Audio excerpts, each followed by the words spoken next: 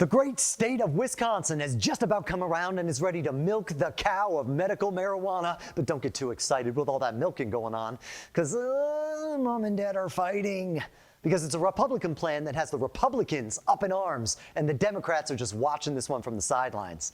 The top Republican in the Badger State has unveiled his grand plan for medical cannabis, and he's expecting his underlings to fall in line here. If it goes through, it'll be one of the most restrictive ones in the country, and my friend, that's just the way they want it. Weed isn't for fun in America's dairyland, it's for healing. Do you have anxiety? Legal weed is not for you. There are only 5 qualifying conditions, and they're no joke. You want to smoke your cannabis? What were you thinking? You might be able to smoke your nicotine, but marijuana is going to be non-smokable. And in a big controversial first, it'll all be sold through state-run dispensaries, all staffed by government. So, good. It'll run about as well as the DMV. Great. However, it'll be exempt from state taxes, so I guess that's the bone they're going to throw, huh? In the heavily Republican state, Tony Evers, the Democratic governor, is happy just to see anything pass. Even though they've been pushing for broader marijuana reform for a while, all they want to do is regulate and tax it like alcohol. No big deal.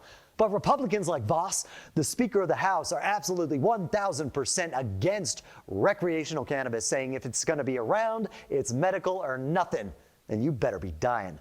Voss is the architect of the plan, and of course, he's pissed the Democrats off with his bill, but that's the game they play, isn't it?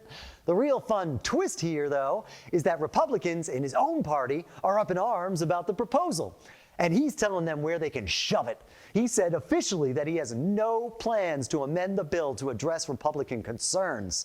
The rub here lies around the state-run stores. One of the tenets of republicanism is reducing the size and scope of government. So his peers are absolutely aghast that Voss would try to bring a whole industry under the lumbering machine of government. Why would we let government grow the size of government? And that's coming from the Republicans willing to compromise. There's still plenty that are just pouting in the corner.